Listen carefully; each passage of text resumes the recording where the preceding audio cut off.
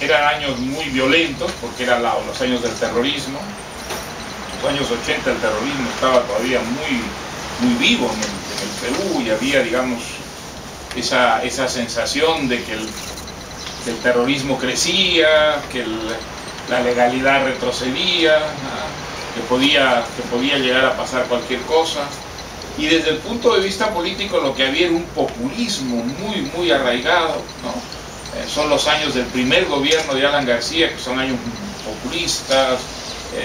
El Estado debe ser el gran regulador de la economía, debe asumir responsabilidades en la creación de la riqueza, gran desconfianza hacia la empresa privada, gran desconfianza hacia la economía de mercado. Todavía había la idea de que los países tenían que defenderse cerrándose al mundo, ¿no es cierto?, para crear sus propias instituciones económicas que les garantizaran la independencia. Había que acabar con la dependencia. Esas eran las ideas que estaban más arraigadas de la izquierda a la derecha. Había una derecha que era, digamos, pues muy poco liberal, era muy conservadora, muy mercantilista, ¿no? Entonces, ahora, en ese contexto es cuando Alan García decide nacionalizar los bancos, nacionalizar las compañías de seguros, en el año 77, y eso es lo que provoca una reacción que fue muy inesperada, ¿no? Porque el primer movimiento de rechazo a la ley de nacionalización de Alan García viene de los empleados de los bancos, de los empleados de las compañías amenazadas de nacionalización, que se lanzan a las calles, grupitos, pero no eran los dueños de los bancos, eran empleados, eran gente más bien joven, ¿no?, que salen en Lima, en Arequipa, en Trujillo, en grupos que no eran grupos muy grandes, pero salen a la calle, y es una cosa que a mí me sorprendió muchísimo. Entonces, el movimiento Libertad nace a partir de ahí. Un grupo de amigos hacemos un manifiesto protestando, que además nos permitieron leerlo en una televisión. Yo publiqué un artículo que era desarrollando un poquito la idea del manifiesto, y nosotros conseguimos 100 firmas para ese manifiesto. Pero la verdad es que todos los que firmamos el manifiesto y los que hicimos, digamos, el primer borrador del texto, estábamos convencidos de que en el tipo de sociedad donde estaba ocurriendo eso, la medida iba a ser enormemente popular, y que quienes nos íbamos a oponer íbamos a ser una minoría insignificante. ¿Quién quiere a los banqueros? Nadie quiere a los banqueros. Todo el mundo asocia a los banqueros al privilegio, a la explotación, a la riqueza. Entonces, ¿quién va a salir a defender a los banqueros? Esa es la impresión que nosotros tuvimos. Ahora, desde que se publicó el manifiesto, hubo unas manifestaciones que nos sorprendieron mucho, muchas adhesiones.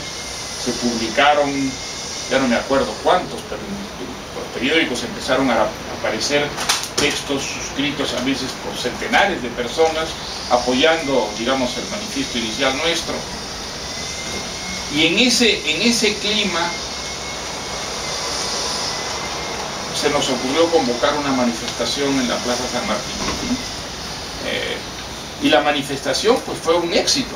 La manifestación fue, bueno, un gran éxito. Realmente se repletó la Plaza San Martín, fue muchísimo más gente de la que esperábamos, y en un clima de mucha euforia. Además, se movilizaron, digamos, sectores grandes de las clases medias. Yo creo que tenían el recuerdo de lo que había ocurrido con Velasco, de lo que había ocurrido en el Perú cuando las nacionalizaciones de Velasco. La dictadura de Velasco pues nacionalizó, como ustedes saben,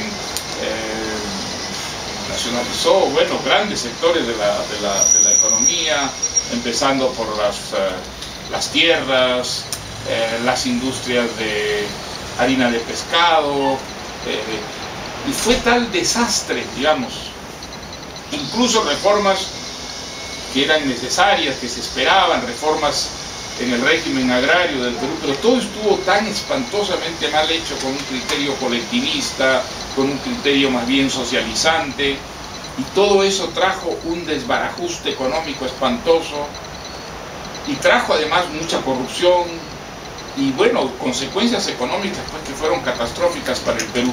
Yo creo que en ciertos sectores quedó eso, y la ley de nacionalización de todo el sector financiero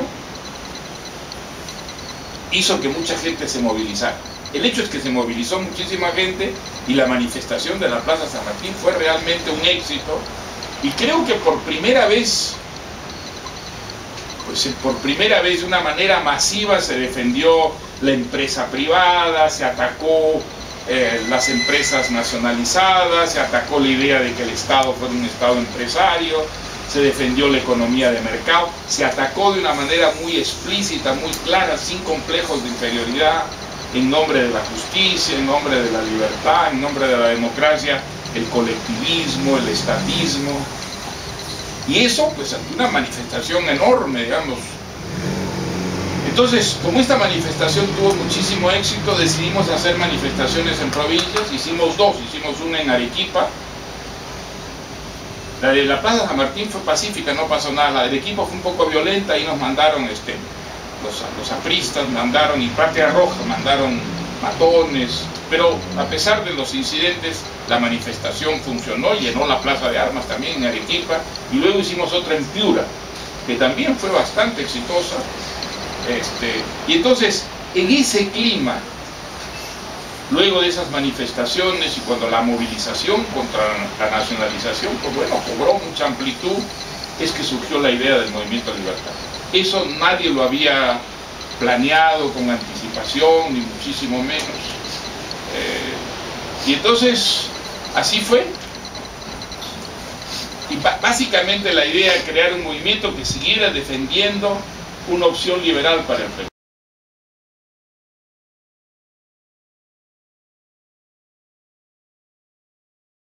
Muchas veces ocurre que la gente que se mete en política son mediocres, son corrompidos, son gentes que de entrada ya te dan una credencial pésima.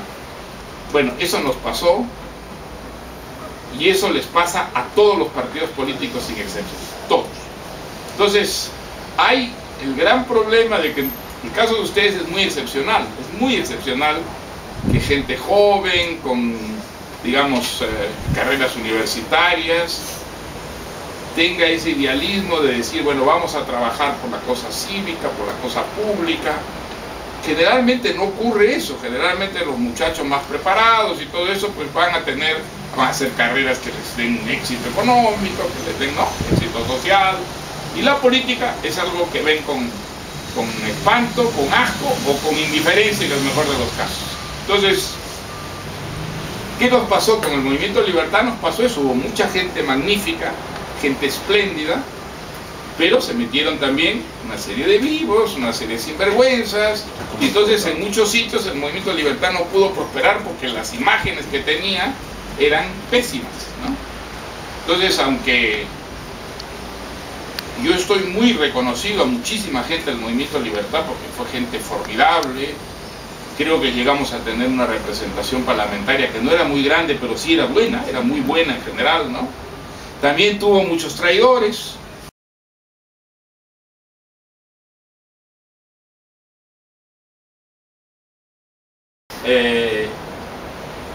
Hay la deformación que es puramente tecnocrática del liberalismo, ¿no? Considerar que el liberalismo es una serie de medidas económicas fundamentales y que a partir de ahí todo lo demás viene dado por sí solo.